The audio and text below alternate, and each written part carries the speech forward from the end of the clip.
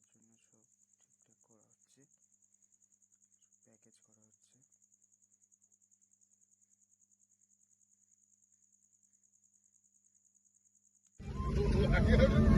আমরা এখন বার হয়ে গেছি, এই সব লোকেরা যাচ্ছে আমাদের সাথে।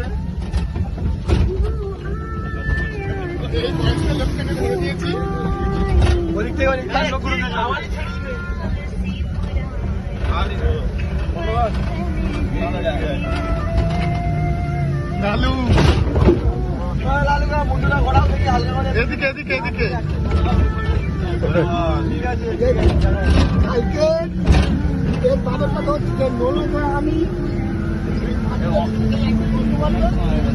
চোখ দেখো, দেখো বাবা কি বড় বড় হয়েছে।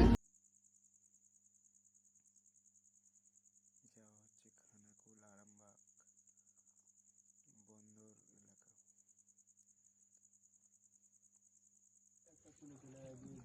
এই আমরা যেখানে এসেছিলাম এই অবস্থা, টোটাল এখানে 14টা বাড়ি ভেঙে জলের তলায় তলিয়ে গেছে। এই দুটো বাড়ি দেখা যাচ্ছে, বাকি এগুলো যেখানে যা ছিল সব ভেঙে গেছে। সব ওইগুলো নেই, ওই বাড়িগুলো, ওই বাড়ি কিছু ভেঙে গেছে। ওই বাড়িগুলো অত দূর থেকে দেখা যাবে না, ওখানে যাবো। ঠিক আছে, আস্তে আস্তে চলো, বেশ হয়ে যেতে হবে, বেশ মজা মজাই যায়। ভয় লাগছে সেটা বল না।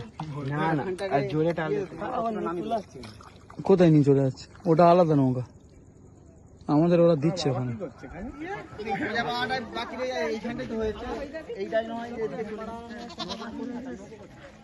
এই বাচ্চারা পিছনে আয় না,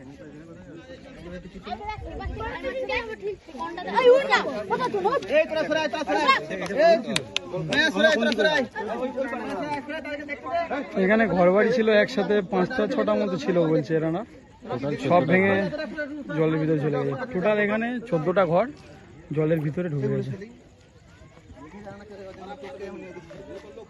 এই দেখে সামনে পুরো গাড্ডা আছে, সামনে বিজু সরে আয়। বিজু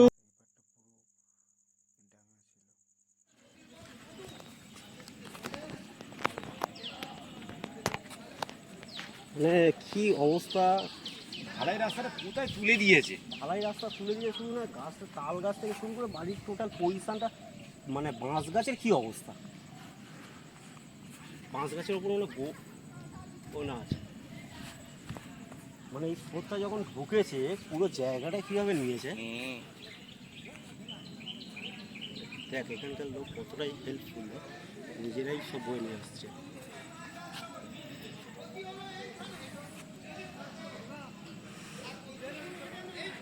ভারী ভারী চিন্তা করছি, এই বাড়ি আর ওই বাড়ি তো এখানে বাড়ি।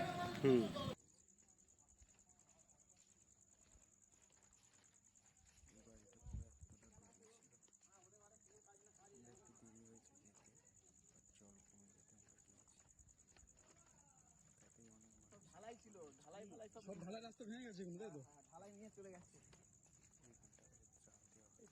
ঢালাইয়ের অবস্থা